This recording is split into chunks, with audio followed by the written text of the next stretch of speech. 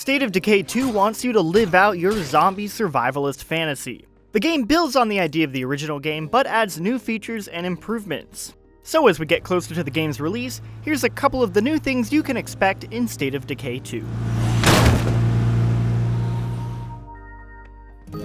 One of State of Decay 2's most welcome additions is co-op.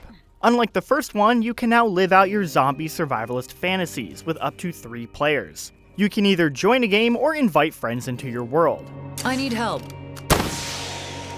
However, guests do have limited functionality. They cannot pick up missions, enlist help, or collect resources for their reserves. This means that all the resources you collect will go to the host. Fortunately, you will get to keep your own rewards for helping other players, and whatever loot you collect is yours to keep. Vehicles are a key tool in State of Decay 2. Not only are they a great way to get around fast, but the trunk space allows you to store multiple ransacks, saving you on more than one trip. A nice quality of life change this time around is when you park your vehicle in one of your parking lots, you can go to the trunk and press right trigger to send your supplies to your house, saving you time running back and forth. The biggest change to vehicles, though, is fuel. Despite there being a description for fuel resource, this was never something you really needed to worry about in the first State of Decay. Now every vehicle needs to be fueled up if you want to go. So it's smart to always keep a gas canister in the trunk, so you don't get stuck far away from home without any gas. State of Decay 2 allows you to pick a leader for your ragtag community. Once one of your characters becomes a hero, you'll have the option to promote him or her to a leader. This doesn't change a whole lot, but it will unlock a new set of side missions that have to do with keeping the peace and getting to build relationships with other communities. Also, be careful about who you pick as a leader. Mattingly over here brought down morale because he was bragging about being a leader. Grow up, Mattingly. During your travels, you may come across some modifications. By outfitting different facilities with these, you can improve productivity or alter the effects of different sites. Keep in mind you can only have one mod installed at a time, and since it takes time to install new ones, choose your mods wisely.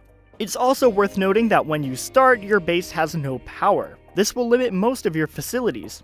Fortunately, if you have a generator, you can power one facility for a little bit of fuel. State of Decay 2's newest threat is the Blood Plague. You'll notice some zombies have glowing red eyes. These are plague zombies, and you'll want to be careful. I better keep an eye out for plague zombies. Direct contact fills up this meter, and getting it all the way up gives your survivors the Blood Plague. Those with the Blood Plague are slow and useless. If not cured, they will become a plague zombie, risking further infection to your community. A cure can be made by finding samples from plague zombies, so take care. If you can't make a cure in time, it might be best to exile that infected person before it's too late. You'll also need to deal with plague hearts, which are these horrible piles of flesh that create plague zombies. Similar to an infestation, you'll need to take these out before they spread out of control. While melee is possible, it's not ideal, and you'll want to use explosives, fire, and gunshots to destroy them.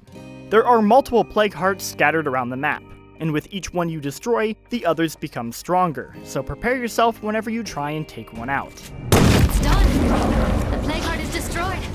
Hopefully this video gives you an idea of what to expect from State of Decay 2. Let us know what you're most excited about when you get your hands on the game, and have a wonderful day.